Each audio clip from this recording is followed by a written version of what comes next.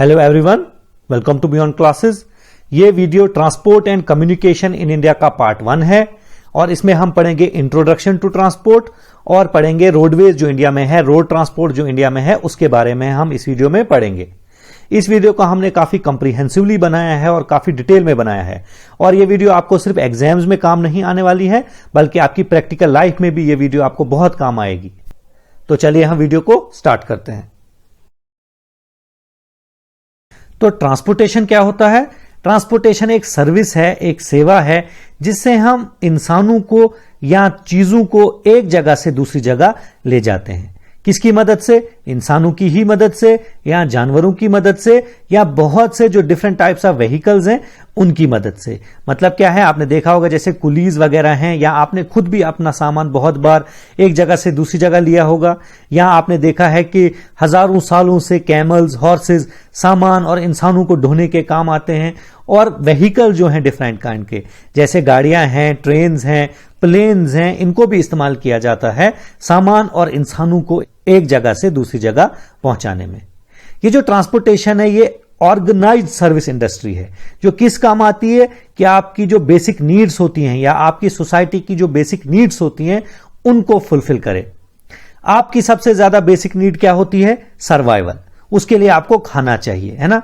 तो खाना आपको तो घर में नहीं मिलेगा, एक जगह से दूसरी जगह जाना ही है ना। तो वो कैसे करोगे आप? ट्रांसपोर्टेशन की ही मदद से, है ना? तो उसके लिए भी आपको ट्रांसपोर्टेशन का इस्तेमाल करना पड़ेगा। दूसरा होता है आपको जॉब्स के लिए जाना है, तो जॉब आपको घर में नहीं मिलने वाली, आपको कहीं जाना ही है तो उसके लिए भी आप ट्रांसपोर्टेशन का इस्तेमाल करोगे। या आपने घूमना है कहीं यहां वहां पे, उसके लिए भी आप ट्रांसपोर्टेशन का इस्तेमाल करोगे। तो जो भी नीड्स होती हैं आपकी उनको फुलफिल करने के लिए ट्रांसपोर्टेशन काम आता है। और ऑर्गेनाइज सर्विस इंडस्ट्री का क्या मतलब है? इसका मतलब यह है कि ट्रांसपोर्टेशन की खुद की एक मिनिस्ट्री है, इसके खुद के लॉज और रेगुलेशंस हैं और इस इंडस्ट्री में बहुत से बड़े बड़े बिजनेसेस भी इन्वॉल्व हैं। तो यह एक ऑर्गेनाइज सेक्टर बनता है। और चीप और एफिशिएंट ट्रांसपोर्टेशन होना किसी कंट्री के लिए बहुत जरूरी है अगर आप चाहते हो कि उस कंट्री की इकोनॉमिक ग्रोथ हो जाए। अगर चीप और एफिशिएंट ट्रांसपोर्टेशन आपके पास ना हो तो आपके जो रॉ मटेरियल्स हैं वो वहीं पे रह जाएंगे जहां पे वो पाए जाते हैं, वहां से वो इंडस्ट्रियल एरिया तक नहीं पहुंचेंगे और इंसानों को भी मुश्किल हो जाएगा एक जगह से दूसरी जगह जाने में। जब रॉ मटेरियल की ट्रांसपोर्टेशन नहीं होगी, इंसान एक जगह से दूसरी जगह नहीं जाएंगे तो बिजनेस कैसे चलेंगे, इकोनॉमी कैसे चलेगी, तो इकोनॉमिक ग्रोथ कैसे होगी? तो ट्रांसपोर्टेशन का सस्ता और एफिशिएंट होना बहुत जरूरी है ताकि किसी कंट्री की इकोनॉमिक ग्रोथ हो जाए। तो मीन्स ऑफ ट्रांसपोर्ट मतलब जरिए कौन कौन से हैं ट्रांसपोर्ट के, किस किस चीज से आप ट्रांसपोर्ट कर सकते हो, वो हम पढ़ेंगे अब। तो मेन 3 है मीन्स ऑफ ट्रांसपोर्ट और उनको फिर सब डिवाइड किया है उनकी खुद की कैटेगरीज में। जैसे लैंड है, मतलब जमीन का ट्रांसपोर्ट, जमीन पे जो ट्रांसपोर्ट होता है, तो उसकी सब डिवीजन क्या है? रोडवेज, रेलवेज और पाइपलाइंस। पाइपलाइन किस लिए इस्तेमाल होती है? ताकि आपकी गैसेस, पेट्रोल, डीजल वगैरह एक जगह से दूसरी जगह पहुंचाया जाए। दूसरा है वाटर ट्रांसपोर्ट।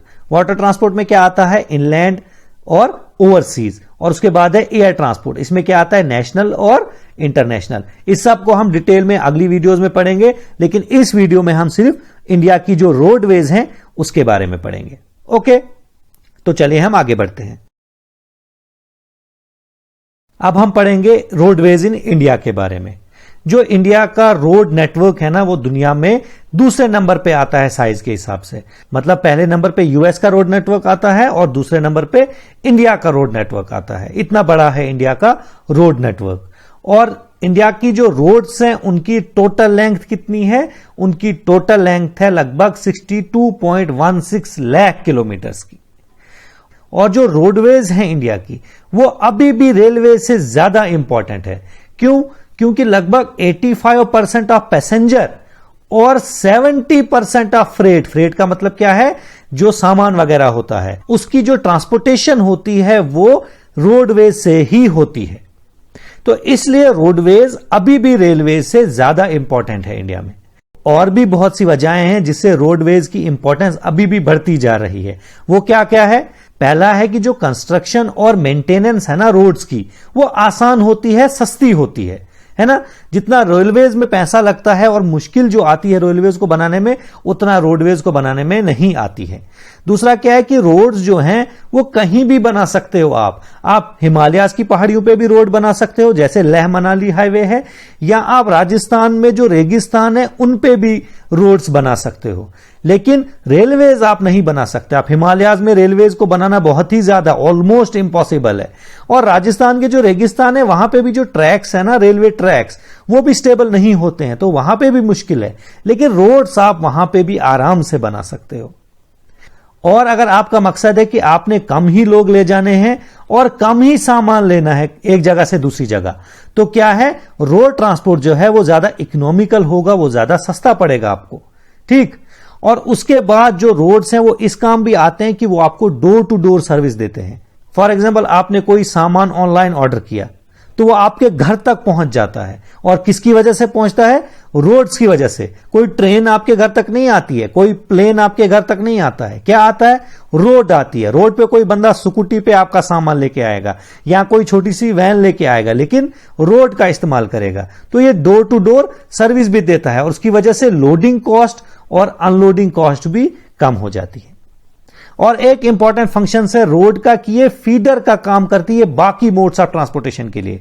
मतलब क्या है, अगर आपने रेलवे स्टेशन जाना है या आपने अगर एयरपोर्ट जाना है या सी पोर्ट जाना है, वहां तक आपको कौन पहुंचाएगा? वहां तक आपको रोड ट्रांसपोर्ट ही पहुंचाएगा। इसलिए रोड ट्रांसपोर्ट जो है, रोडवेज जो है इंडिया में या कहीं भी, ये सबसे ज्यादा रोल प्ले करती हैं आपके ट्रांसपोर्टेशन के सेक्टर में। न रेलवेज का उतना कंट्रीब्यूशन है, ना एयरप्लेन्स का उतना कंट्रीब्यूशन है। सबसे ज्यादा ट्रांसपोर्टेशन में जो कंट्रीब्यूशन है वो अभी भी रोड ट्रांसपोर्ट का है। ओके, तो हम आगे बढ़ते हैं। अब हम पढ़ेंगे क्लासिफिकेशन ऑफ इंडियन रोड्स। मतलब इंडिया की जो रोड्स हैं उनको बहुत सी टाइप्स में क्लासिफाई किया गया है, जैसे नेशनल हाईवेज है, स्टेट हाईवेज हैं, डिस्ट्रिक्ट रोड्स हैं, एटसेट्रा। उनके बारे में अब हम डिटेल में पढ़ेंगे। और जो सबसे इंपॉर्टेंट रोड्स जो होती हैं किसी कंट्री की, वो होती है नेशनल हाईवेज। अब ये नेशनल हाईवेज क्या होती हैं? नेशनल हाईवेज वो रोड्स होती हैं जिनको कंस्ट्रक्ट, बनाते भी हैं और मेंटेन भी करते हैं सेंट्रल गवर्नमेंट। और जो इंडिया में सेंट्रल गवर्नमेंट है, उन्होंने एक एजेंसी बनाई है, national highways authority of India. उसके थ्रू जो सेंट्रल गवर्नमेंट है वो इंडिया में नेशनल हाईवेज को बनाती भी है और मेंटेन भी करती है। ठीक है। और ये नेशनल हाईवेज का मेन काम क्या होता है? ये होता है इंटर स्टेट ट्रांसपोर्ट। मतलब अगर आपने एक स्टेट से दूसरी स्टेट में जाना है तो आपको नेशनल हाईवे से जाना होगा।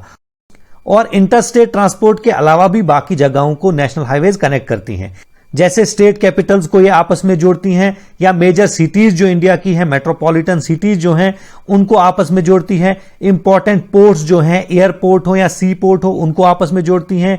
कुछ इंपॉर्टेंट रेलवे जंक्शन वगैरह, जो भी इंपॉर्टेंट चीजें होती हैं जहां पे लोगों का आना जाना बहुत होता है, वहां पे नेशनल हाईवेज बनाई जाती हैं, जिनको मेंटेन करती है central government through national highway authority of India. तो इंडिया में टोटल रोड नेटवर्क है उसका सिर्फ 2% है हाईवेज, लेकिन ये जो 2% है वो 40% जो ट्रैफिक होता है ना, रोड ट्रैफिक, वो संभालती है नेशनल हाईवेज। समझ आ रही है नेशनल हाईवेज कितनी इंपॉर्टेंट है तो ये बहुत कम, सिर्फ 2% टोटल। देखो टोटल कितनी थी? लगभग 62 लाख किलोमीटर्स की, है ना। तो हाईवेज कितनी है? सिर्फ 1,36 किलोमीटर्स की लगभग। तो 2% ही हुआ ना, ऑलमोस्ट 2.19 समथिंग आता है ना। लेकिन 40% रोड ट्रैफिक नेशनल हाईवेज ही संभालती है इंडिया में। ठीक, इसलिए नेशनल हाईवेज बहुत ही ज्यादा इंपॉर्टेंट है। तो अब देखते हैं कुछ इंपॉर्टेंट पॉइंट्स नेशनल हाईवेज के बारे में। जो लॉन्गेस्ट नेशनल हाईवे है ना, वो है नेशनल हाईवे 44, जो श्रीनगर से स्टार्ट होती है और पूरा इंडिया से जाते हुए कन्याकुमारी तक पहुंच जाती है, जो तमिलनाडु में है, southern most state of India, है ना। और ये बहुत सी स्टेट से होके गुजरती है, जैसे जम्मू कश्मीर तो पता ही है, उसके बाद पंजाब, हरियाणा, दिल्ली, यूपी, राजस्थान, मध्य प्रदेश, महाराष्ट्र, तेलंगाना, आंध्र प्रदेश, कर्नाटका और फाइनली ये तमिलनाडु पहुंच जाती है। और ये नेशनल हाईवे जो बनाई गई है ना, ये 7 नेशनल हाईवेज को मर्ज करके बनाई गई है। 2010 में क्या हुआ था कि नई नंबरिंग आई थी नेशनल हाईवेज की, इसके बारे में हम आगे डिटेल में पढ़ेंगे। तो जो पुरानी हाईवेज थी उनको मर्ज किया गया और एक ही हाईवे बनाई गई, उसका नाम है नेशनल हाईवे 44। ठीक है। और जो शॉर्टेस्ट नेशनल हाईवे है वो कौन सी है? नेशनल हाईवे 966B, जिसका पुराना नाम था नेशनल हाईवे 47A। जैसे मैंने कहा 2010 में रीनेमिंग हुई थी, ये हम आगे पढ़ेंगे। और जो लगभग 6 किलोमीटर है, कहां से? एर्नाकुलम से लेके कोची तक, दोनों जगहें केरला में है। एर्नाकुलम से लेके कोची तक ये जाती है। ठीक है। ये जो 6 किलोमीटर का डिस्टेंस है, कहीं पे 6 किलोमीटर लिखा था, कहीं पे 8 किलोमीटर, लेकिन बहुत सी जगहों पे 6 किलोमीटर लिखा था, ज्यादा जगहों पे, तो इसलिए मैंने 6 किलोमीटर ही यहां पे लिखा है। ये चीजें, माइन्यूट चीजें आपको इतना याद रखने की जरूरत नहीं है, ये बस आइडिया के लिए होता है कि कितनी छोटी है ना। ये जो नेशनल हाईवे 44 ये हजारों किलोमीटर्स में है, और सबसे छोटी कितनी है? सिर्फ 6 किलोमीटर या 8 किलोमीटर होगी। ये सिर्फ आइडिया के लिए होता है। और जो लेह मनाली हाईवे है ना, जो लेह को जोड़ती है, जो लद्दाख में है, और मनाली को जोड़ती है, जो हिमाचल प्रदेश में है, ये दुनिया की सेकंड हाईएस्ट मोटरेबल हाईवे है। ठीक है। ये पॉइंट्स क्लियर है? तो हम आगे बढ़ते हैं। अब हम इंडिया के जो मेजर नेशनल हाईवे प्रोजेक्ट्स हैं उनके बारे में पढ़ेंगे। और सबसे इंपॉर्टेंट हाईवे प्रोजेक्ट है इंडिया का, वो है गोल्डन क्वाड्रिलेटरल। क्वाड्रिलेटरल क्या होता है? क्वाड्रिलेटरल एक फिगर होती है, 4 साइड्स की फिगर, जिसमें चारों लाइन स्ट्रेट हो, है ना। और जो ये इंडिया का हाईवे नेटवर्क है गोल्डन क्वाड्रिलेटरल, ये भी लगभग 4 साइडों की एक फिगर जैसा ही है। ऑब्वियसली हाईवे स्ट्रेट तो नहीं होने वाली, लेकिन ये लगभग क्वाड्रिलेटरल जैसा ही दिखता है। आप यहां पे देख सकते हैं, क्वाड्रिलेटरल जैसा ही दिखता है ना, तो इसको तभी क्वाड्रिलेटरल बोला जाता है। और गोल्डन क्यों बोला जाता है? क्योंकि ये इंडिया के लिए बहुत ज्यादा इंपॉर्टेंट है, तो इसलिए हो गया गोल्डन क्वाड्रिलेटरल। ठीक है। अब ये गोल्डन क्वाड्रिलेटरल है क्या? ये एक नेशनल हाईवे नेटवर्क है इंडिया में, जो 4 इंपॉर्टेंट मेट्रो सिटीज जो हैं इंडिया की, उनको कनेक्ट करता है आपस में। नॉर्थ में दिल्ली है, ईस्ट में कोलकाता है, चेन्नई है साउथ में, और वेस्ट में है मुंबई। ये इंडिया की बहुत इंपॉर्टेंट 4 सिटीज हैं, इनको ये कनेक्ट करता है। दिल्ली जो है वो इंडिया की कैपिटल है, और मुंबई जो है वो इंडिया की फाइनेंशियल कैपिटल है ना। वैसे ही चेन्नई और कोलकाता भी बहुत इंपॉर्टेंट सिटीज हैं। तो इनको ये जो गोल्डन क्वाड्रिलेटरल है, ये जो हाईवे नेटवर्क है, ये कनेक्ट करता है। इसका मकसद क्या था बनाने का? ताकि ये जो 4 सिटीज हैं, इनके बीच में जो डिस्टेंस है वो भी रिड्यूस हो जाए, और टाइम जो है इनके बीच में ट्रैवल का वो भी कम हो जाए। ठीक। ये जो गोल्डन क्वाड्रिलेटरल है ना, ये जो पहला फेज था ना नेशनल हाईवेज डेवलपमेंट प्रोजेक्ट का, उसमें ये इंक्लूड किया गया था। ये नेशनल हाईवे डेवलपमेंट प्रोजेक्ट हम आगे डिटेल में पढ़ेंगे। और ये जो गोल्डन क्वाड्रिलेटरल है, ये ऑब्वियसली एक हाईवेज का नेटवर्क है। तो जब हाईवेज का नेटवर्क है, तो national highway authority of India इसको संभालता है। इसको लॉन्च किया गया था 2001 में, और इसको कंप्लीट किया गया था 2012 में। और इस गोल्डन क्वाड्रिलेटरल में सिर्फ नेशनल हाईवेज को इंक्लूड किया गया है, मतलब किसी स्टेट हाईवे को या डिस्ट्रिक्ट रोड को इंक्लूड इसमें नहीं किया गया है। मतलब क्या है? ये जो गोल्डन क्वाड्रिलेटरल है, इसको पुरानी हाईवेज जो थी उन्हीं को इस्तेमाल करके बनाया, लेकिन जो पुरानी हाईवेज थी उनको और बड़ा किया गया, उनको और डेवलप किया गया, जो भी बोटलनेक्स थी उनको रिड्यूस किया गया, तब जाके ये गोल्डन क्वाड्रिलेटरल बन गया। और इसमें कौन कौन सी जो हाईवेज हैं उनको इंक्लूड किया गया है नए नंबरिंग के हिसाब से? National highway 44, national highway 19, national highway 48 और नेशनल हाईवे 16। और यहां पे दिख रहा होगा कि इसमें जो है टोटल 12 स्टेट्स को ये कवर करता है, और 12 की 12 स्टेट्स यहां पे लिस्टेड है, आप यहां पे देख सकते हैं। और ये डिक्रीजिंग ऑर्डर ऑफ लेंथ है। मतलब क्या है? आंध्र प्रदेश में गोल्डन क्वाड्रिलेटरल का सबसे ज्यादा हिस्सा आता है, उसके बाद यूपी से उससे कम, और दिल्ली में सबसे कम है इसका हिस्सा। बाकी स्टेट भी आप यहां से देख सकते हैं। तो हम अगला हाईवे प्रोजेक्ट अब देखते हैं। अब हम पढ़ेंगे दूसरा इंडिया का जो नेशनल हाईवे प्रोजेक्ट है, इंपॉर्टेंट नेशनल हाईवे प्रोजेक्ट, उसके बारे में, और वो है north south east west corridor. ये जो north south east west corridor है ना, ये इंडिया का लार्जेस्ट ऑनगोइंग हाईवे प्रोजेक्ट है। मतलब क्या है इसका? इंडिया का सबसे बड़ा हाईवे प्रोजेक्ट है, और अब ये ऑनगोइंग है, मतलब अभी तक कंप्लीट नहीं हुआ है। और इस प्रोजेक्ट के 2 हिस्से हैं। नॉर्थ साउथ कॉरिडोर, जो किस लिए बनाया जा रहा है? ताकि श्रीनगर को और कन्याकुमारी को कनेक्ट किया जाए। आप मुझे बोलेंगे कि नेशनल हाईवे 44 पहले ही उन दो सिटीज को कनेक्ट करती है, लेकिन नेशनल हाईवे 44 जो है वो अभी आम हाईवे जैसी ही है, लेकिन इसको स्पेशल कॉरिडोर बनाया जा रहा है। तो स्पेशल कॉरिडोर जब बनाया जाएगा तो नेशनल हाईवे 44 को और डेवलप किया जाएगा, और चौड़ा किया जाएगा, और इसमें जो प्रॉब्लम्स हैं, बोटलनेक्स है, उनको रिड्यूस किया जाएगा, ताकि एक स्पेशलाइज्ड कॉरिडोर बने जो डायरेक्ट लिंक प्रोवाइड करे श्रीनगर से कन्याकुमारी तक। ठीक है, ये स्पेशल होगा, ये आम हाईवे जैसी नहीं होगी। ठीक है, और इसमें एक छोटा सा स्पर रोड भी आता है, यहां पे देख सकते हैं, कोची वाला यहां से अलग हो जाता है, कोची वाला, ये दोनों इसमें आते हैं। मतलब श्रीनगर से कोची तक भी इसको बोल सकते हैं हम, और श्रीनगर से कन्याकुमारी तक भी। ठीक है, और इसकी लेंथ कितनी है टोटल? 4076 किलोमीटर की। और दूसरा जो कॉरिडोर है इसका वो है ईस्ट वेस्ट कॉरिडोर, जो सिलचर आसाम में यहां पे और पोरबंदर यहां पे वेस्ट में गुजरात में, इन दो को जोड़ेगा। ठीक है, और इसकी लेंथ कितनी होगी? 3640 किलोमीटर की। और हमने जैसे पीछे देखा कि जो गोल्डन क्वाड्रिलेटरल था वो नेशनल हाईवे डेवलपमेंट प्रोजेक्ट के पहले फेज में था, और ये जो north south east west corridor है ये इसके सेकंड फेज में है। नेशनल हाईवे डेवलपमेंट प्रोजेक्ट के बारे में हम आगे पढ़ेंगे। और ऑब्वियसली इस कॉरिडोर को भी national highway authority of India he manage करता है, क्योंकि हाईवे प्रोजेक्ट है, और जो भी हाईवे प्रोजेक्ट है उसको national highway authority of India he obviously connect करेगा। और इसमें भी सिर्फ नेशनल हाईवेज को ही इस्तेमाल किया गया है। जो नॉर्थ साउथ कॉरिडोर है ऑब्वियसली उसमें नेशनल हाईवे 44 तो इस्तेमाल की ही गई है, क्योंकि श्रीनगर और कन्याकुमारी को नेशनल हाईवे 44 ही जोड़ती है। और ये जो कोची वाला है छोटा सा स्पर रोड, ये नेशनल हाईवे 44 का ही हिस्सा है, जिसका नाम है नेशनल हाईवे 544। और ये जो ईस्ट वेस्ट वाला कॉरिडोर है इसमें नेशनल हाईवे 27 को इस्तेमाल किया गया है।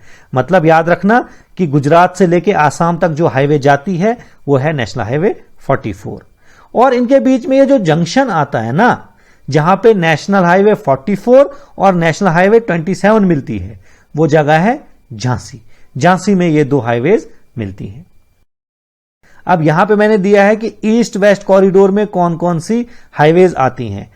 और रही नॉर्थ साउथ कॉरिडोर की बात, उसमें तो आपको पता ही है नेशनल हाईवे 44 को इस्तेमाल किया गया है। तो हमने पहले पढ़ा, जब हमने पढ़ा कि नेशनल हाईवे सबसे लंबी हाईवे है इंडिया की, वहीं पे हमने पढ़ा कि किन किन स्टेट से होके वो गुजरती है। और नॉर्थ साउथ कॉरिडोर में एक और स्टेट इंक्लूड होती है, वो है केरला। यहां पे नेशनल हाईवे 544 का भी इस्तेमाल किया गया है, जो केरला में है, तो आप इसको भी इंक्लूड कीजिएगा उसमें। ठीक है, अब हम पढ़ेंगे इंपॉर्टेंट चीज के बारे में, जो है national highways authority of India. National highways authority of India को एक एक्ट के तहत बनाया गया, जिसका नाम था national highways authority of India act 1988। और इस एजेंसी को ऑपरेशनलाइज मतलब ऑपरेशन में मतलब फंक्शनल कब किया गया? 1995 में। यह जो national highways authority of India है ये एक ऑटोनॉमस बॉडी है, मतलब इसको पावर दी गई है कि इसके डोमेन में जो भी सब्जेक्ट्स आते हैं, जो भी इसका रेस्पॉन्सिबिलिटी है, उनके लिए ये खुद डिसीजन ले सकती है। और ये ministry of road transport and highways के अंडर आता है। National highways authority of India को बनाया क्यों गया? आपको पता ही चल रहा होगा नाम से कि हाईवेज की जो भी अथॉरिटी है, हाईवेज के रिलेटेड जो भी पावर है, जो भी डिसीजन लेने हैं, वो किन्होंने लेने हैं? National highways authority of India. और इसकी रेस्पॉन्सिबिलिटी क्या है कि ये डेवलप करे, मेंटेन करे और ऑपरेट करे जो नेशनल हाईवेज हैं इंडिया की, उनको। और national highways authority of India को ही मैंडेट दिया गया, मतलब रेस्पॉन्सिबिलिटी दी गई थी कि जो नेशनल हाईवेज डेवलपमेंट प्रोजेक्ट था उसको इंप्लीमेंट करे। और जो नेशनल हाईवे डेवलपमेंट प्रोजेक्ट था ना, जब ये लॉन्च हुआ था, ये तब इंडिया का सबसे बड़ा हाईवे प्रोजेक्ट था, और इसको इंप्लीमेंट करना था फेज्ड मैनर में, मतलब step by step, step wise इसको इंप्लीमेंट करना था। जैसे हमने पीछे देखा कि गोल्डन क्वाड्रिलेटरल इसके पहले फेज में था, और नॉर्थ साउथ ईस्ट वेस्ट जो कॉरिडोर था वो उसके दूसरे फेज में था, और भी बहुत से इसके फेजेस हुए हैं। ठीक है, अब हम थोड़ा डिटेल में पढ़ेंगे कि नेशनल हाईवेज डेवलपमेंट प्रोजेक्ट क्या है। ये एक प्रोजेक्ट बनाया गया था, किस लिए? ताकि अपग्रेड किया जाए और रिहेबिलिटेट किया जाए। रिहेबिलिटेट का मतलब जो पुरानी नेशनल हाईवेज है उनको नए से ठीक किया जाए और वाइडन किया जाए, मतलब और चौड़ा किया जाए जो भी इंडिया की नेशनल हाईवेज हैं उनको, और उनको हायर स्टैंडर्ड तक पहुंचाया जाए। यह लॉन्च किया गया था अटल बिहारी वाजपेयी गवर्नमेंट के द्वारा 1998 में। लेकिन जब मैंने ऊपर कहा कि इट वॉज ए प्रोजेक्ट, इसका मतलब अब यह प्रोजेक्ट नहीं रहा है, बल्कि नेशनल हाईवेज डेवलपमेंट प्रोजेक्ट के जितने भी प्रोजेक्ट अभी रहते हैं, जितने भी काम अभी रहते हैं, उनको सब्ज्यूम किसने किया है? भारतमाला। भारतमाला इससे भी बड़ा एक प्रोजेक्ट है जो अभी चल ही रहा है। ठीक है, तो आगे बढ़ते हैं और भारतमाला के बारे में पढ़ते हैं। भारतमाला परियोजना क्या है? यह एक सेंट्रली स्पॉन्सर्ड प्रोजेक्ट है गवर्नमेंट ऑफ इंडिया का, और ये किस लिए बनाया गया है? ताकि रोड्स और हाईवेज जो हैं इंडिया की, उनको डेवलप किया जाए। यह एक नया अम्ब्रेला प्रोग्राम है।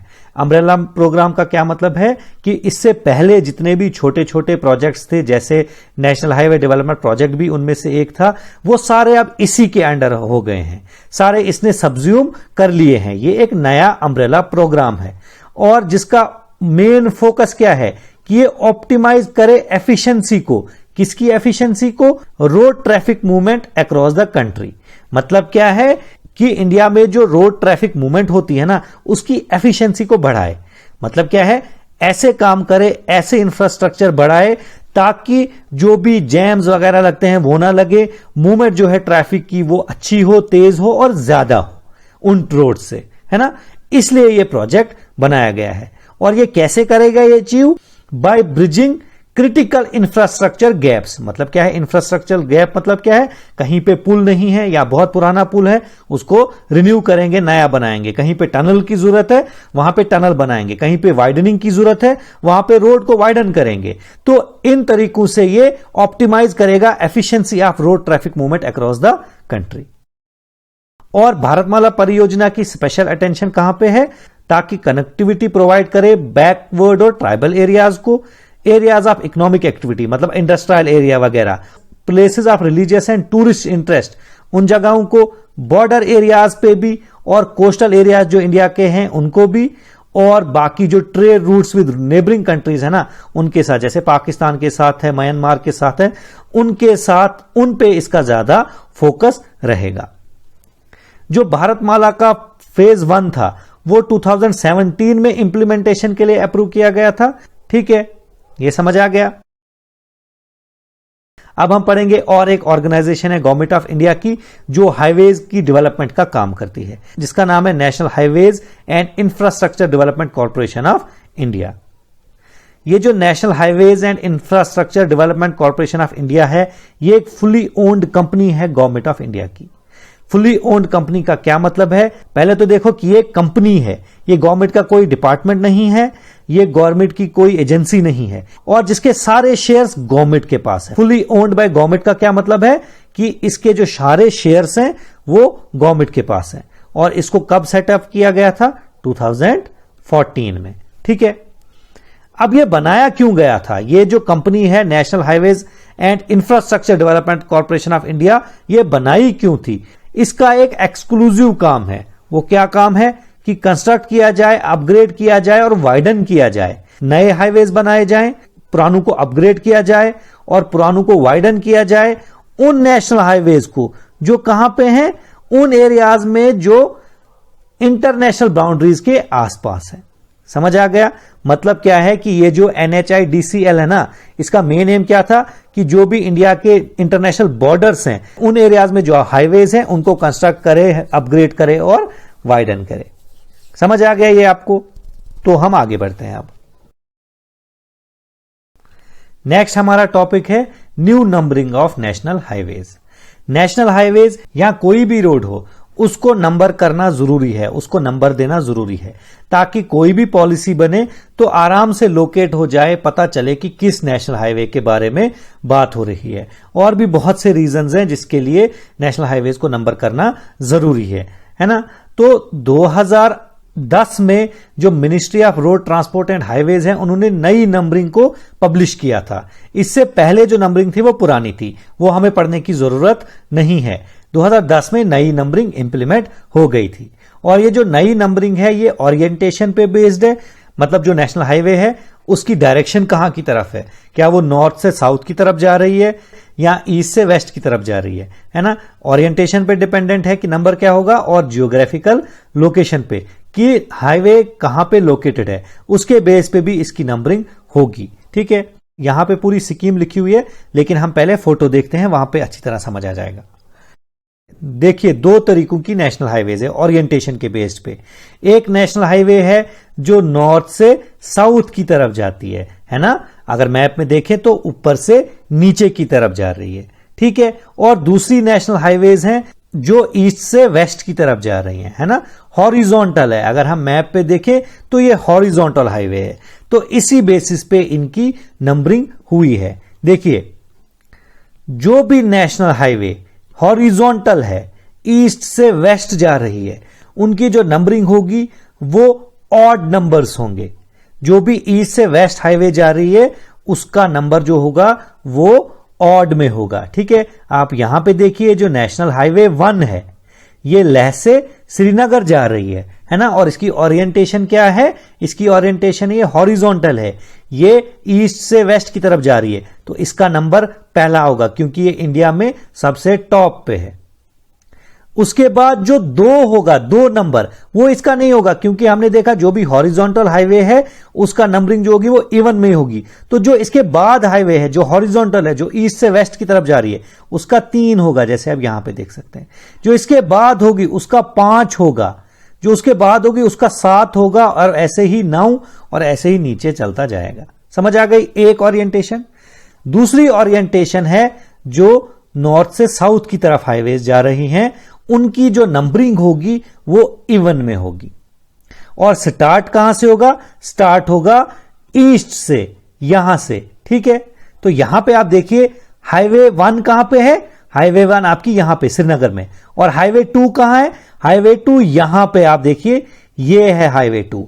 क्यों, क्योंकि नॉर्थ से साउथ की तरफ जा रही है, तो इसका नंबर है नंबर 2। और जो नेक्स्ट नंबर होगा वो होगा 4, और उसके बाद जो होगा वो होगा 6, जैसे यहां पे 6 है। उसके बाद 8, जैसे आप यहां पे देख सकते हो यहां पे 8 है। समझ आ रही है आपको।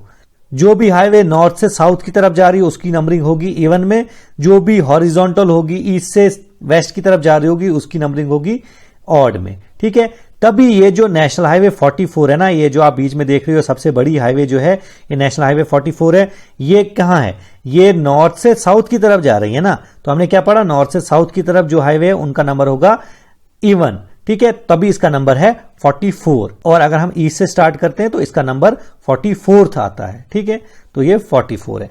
ये समझ आ गया।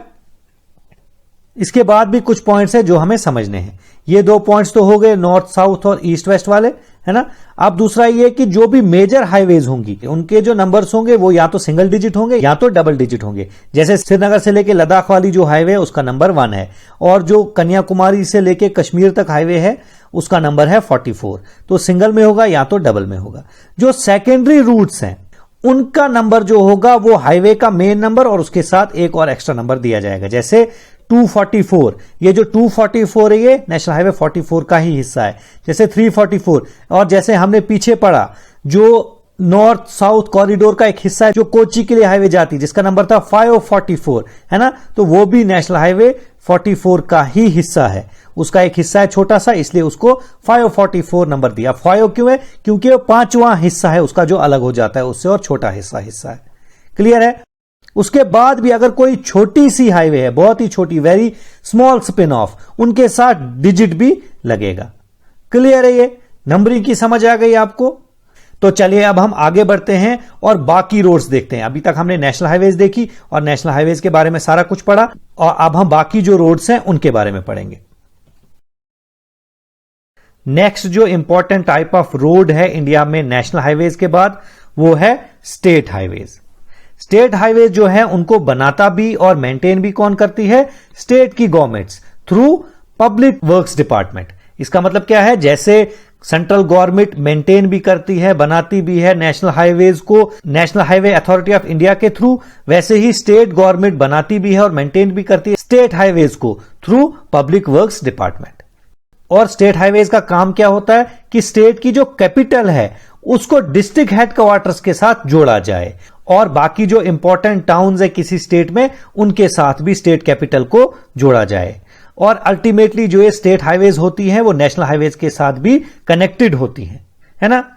और जो ये स्टेट हाईवेज है उनकी जो टोटल लेंथ है इंडिया में अभी प्रेजेंटली वो कितनी है, 1,76,818 किलोमीटर। जो टोटल रोड लेंथ है इंडिया की उसका सिर्फ 3% है। नेक्स्ट आता है उसके बाद स्टेट हाईवे के बाद वो आता है डिस्ट्रिक्ट हाईवेज। डिस्ट्रिक्ट हाईवेज का काम क्या है, ये कनेक्ट करती हैं डिस्ट्रिक्ट हेडक्वार्टर्स को और बाकी जो इंपॉर्टेंट जगहें हैं डिस्ट्रिक्ट में उनको कनेक्ट करती है। और इनको बनाता कौन है, वही पीडब्ल्यूडीज ही, जो पब्लिक वर्क्स डिपार्टमेंट होते हैं स्टेट के, और यूटीज के भी, क्योंकि यूटीज में भी डिस्ट्रिक्ट रोड्स होती हैं, लेकिन यूटीज में ऑब्वियसली स्टेट हाईवेज कहां होंगी, यूटी तो स्टेट है ही नहीं, तो यूटीज में लेकिन डिस्ट्रिक्ट तो होते हैं, तो डिस्ट्रिक्ट हाईवेज भी होंगी। तो यूटी के पब्लिक वर्क्स डिपार्टमेंट जो होते हैं और स्टेट के पब्लिक वर्क्स डिपार्टमेंट जो होते हैं वो बनाते हैं डिस्ट्रिक्ट रोड्स को। और जो डिस्ट्रिक्ट रोड्स हैं इंडिया की जो टोटल रोड लेंथ है उसका 14% है। क्लियर है ये? तो चलिए हम आगे बढ़ते हैं। नेक्स्ट है रूरल रोड्स। रूरल रोड्स कौन सी होती हैं, जो गांव में रोड्स होती हैं, है ना, उनको रूरल रोड्स बोला जाता है। ये किस लिए बनाई जाती हैं, ताकि रूरल एरियाज के साथ बाकी जो जगहें हैं उनके साथ उनका लिंक किया जाए, उनको कनेक्ट किया जाए। और ये बहुत एक इंपॉर्टेंट बात है कि जो इंडिया की टोटल रोड लेंथ है, टोटल कोई भी रोड हो, हाईवे, नेशनल हाईवे, कोई भी, सारों को मिला के सबसे ज्यादा जो परसेंटेज बनती है वो बनती है इन्हीं की, रूरल रोड्स की ही।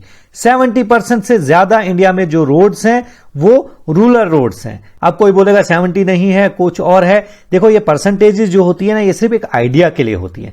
मोर देन 75%, मोर देन 70% जब बोला जा रहा है इसका मतलब 80 भी हो सकता है, 90 भी हो सकता है ना। तो ये जो चीजें होती हैं ये एग्जैक्टली आपको याद रखने की, रट्टा याद रखने की कोई जरूरत नहीं, ये सिर्फ आइडिया के लिए होती हैं। तो हमें पता चला कि सबसे ज्यादा जो रोड्स हैं इंडिया में वो कौन सी हैं, रूरल रोड्स। नेशनल हाईवेज भी नहीं, नेशनल हाईवेज तो सिर्फ 2% है, 70% है रूरल रोड्स। ठीक है, और रूरल रोड्स को बनाता कौन है, ये पंचायती रोड्स भी जो होती हैं, जो पंचायत राज वाले बनाते हैं, वो भी होती है रूरल रोड्स ही। और जो रोड्स प्रधानमंत्री ग्राम सड़क योजना के अकॉर्डिंग बनी है, जिसको हम आगे पढ़ेंगे इसी स्लाइड में, उसके अकॉर्डिंग जो रोड्स बनी है वो भी रूरल रोड्स ही हैं। और रूरल रोड्स पीडब्ल्यूडीज भी बनाती हैं, क्योंकि पीडब्ल्यूडीज सिर्फ डिस्ट्रिक्ट रोड्स या स्टेट हाईवेज नहीं बनाती हैं, वो रूरल रोड्स भी बनाती हैं।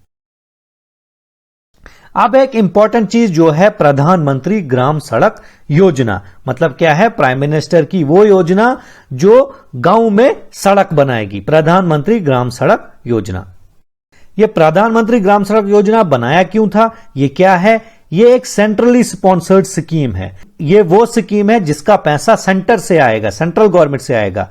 और किस लिए, ताकि हर एक गांव को रोड प्रोवाइड की जाए जो ऑल वेदर रोड हो। ऑल वेदर रोड मतलब सर्दियों में भी चले, गर्मियों में भी चले। जैसे हिमालयाज में कुछ ऐसी जगहें हैं जहां की रोड सर्दियों में बिल्कुल बंद हो जाती हैं बर्फ की वजह से, लेकिन इस स्कीम का मकसद यह है कि हर एक गांव, जो इंडिया में गांव हैं, वहां पे रोड पहुंचाए ऑल वेदर कनेक्टिविटी। ये इंट्रोड्यूस 2000 में हुई थी, और किसने की थी इंट्रोड्यूस, जो तब के प्राइम मिनिस्टर थे लेट श्री अटल बिहारी वाजपेयी जी ने। ठीक है, और इसमें एलिजिबिलिटी का क्या मसला है, मतलब कौन से गांव इसमें एलिजिबल हैं। अब यहां पे दो किस्म के गांव आते हैं, एक गांव जो प्लेन्स में होते हैं और दूसरे गांव जो हिली एरियाज में आते हैं। तो इनकी एलिजिबिलिटी अलग अलग है। अगर आपका गांव प्लेन में आता है तो आपके जो गांव में लोग रहते हैं उनकी पॉपुलेशन होनी चाहिए 500 या 500 से ज्यादा, तब जाके आप एलिजिबल हो जाओगे प्रधानमंत्री ग्राम सड़क योजना के अकॉर्डिंग रोड बनवाने के लिए। या अगर आप हिली एरियाज में रहते हो तो आपके गांव की पॉपुलेशन एटलीस्ट 250 होनी चाहिए या 250 से ज्यादा, तब जाके आपके गांव तक रोड बनेगी प्रधानमंत्री ग्राम सड़क योजना के तहत। समझ आ गया? और प्रधानमंत्री ग्राम सड़क योजना जो है ये मिनिस्ट्री ऑफ रूरल डेवलपमेंट के अंडर आती है। क्लियर है ये पॉइंट भी? Next important type of roads हैं बॉर्डर रोड्स। बॉर्डर रोड्स कौन सी होती हैं, जो बॉर्डरिंग एरियाज है ना इंडिया के, उनमें जो रोड्स होती हैं उनको बोलते हैं बॉर्डर रोड्स। बॉर्डर रोड्स को बनाता और मेंटेन कौन करता है, border road organisation. Border road organisation को 1960 में बनाया गया था ताकि ये डेवलप करे उन रोड्स को जो स्ट्रेटेजिकली इंपॉर्टेंट हैं और कहां पे लोकेटेड है, नॉर्दर्न और नॉर्थ ईस्ट इंडिया के जो बॉर्डर एरियाज है वहां पे जो रोड्स लोकेटेड हैं उनको बनाए, है ना। और ये जो बॉर्डर रोड ऑर्गेनाइजेशन है ये आज पूरी तरह मिनिस्ट्री ऑफ डिफेंस के अंडर है। बॉर्डर रोड ऑर्गेनाइजेशन की वजह से बहुत से डिफिकल्ट टेरेन्स जो हैं, मतलब बहुत से डिफिकल्ट एरियाज जो हैं, वहां पे एक्सेसिबिलिटी इंप्रूव हुई है, मतलब वहां पे आना जाना आसान हुआ है। वहां पे रोड्स बने हैं, बॉर्डर रोड ऑर्गेनाइजेशन ने वो रोड बनाए हैं, उनकी वजह से उन एरियाज की इकोनॉमिक डेवलपमेंट में भी बहुत मदद हुई है। अगर हम एक प्राइम एग्जांपल देखें जो रोड बीआरओ ने बनाई है, जो इंडिया के लिए बहुत एक इंपॉर्टेंट रोड है, वो है मनाली से लेके लेह तक की जो रोड है, मनाली लेह हाईवे, जो हमने पीछे भी पढ़ा कि वो सेकंड हाईएस्ट मोटरेबल हाईवे है दुनिया की, और ये बीआरओ ने बनाई है। ये जो हाईवे है ये किस एलिवेशन पे बनी है आप देख सकते हो, 4270 मीटर्स, इतनी हाइट पे ये रोड बनी है। तो ये कितनी इंपॉर्टेंट रोड है और इसको कितना मुश्किल था बनाना, और ये बीआरओ ने करके दिखाया है।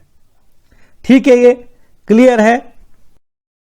अब इस स्लाइड पे आपको इंपॉर्टेंट पॉइंट्स दिख रहे होंगे जो मैंने स्टार्टिंग में बात की थी कि ये पॉइंट्स ऐसे हैं कि इनको मैं डिस्कस नहीं करना चाहता, इनमें उतनी कोई स्पेशल बात नहीं है समझाने के लिए, तो आप इनको आराम से समझ सकते हैं। आप यहां पे वीडियो को पॉज करके इनको अच्छी तरह देख सकते हैं, और इसके बाद आपको कुछ एमसीक्यूज भी मिलेंगे जो आपको इस लेक्चर को रिवाइज करने के काम आएंगे, आपने कितना सीखा वो देखने के भी काम आएंगे। तो transport and communication in India का पार्ट 1 यहीं पे खत्म हो जाता है।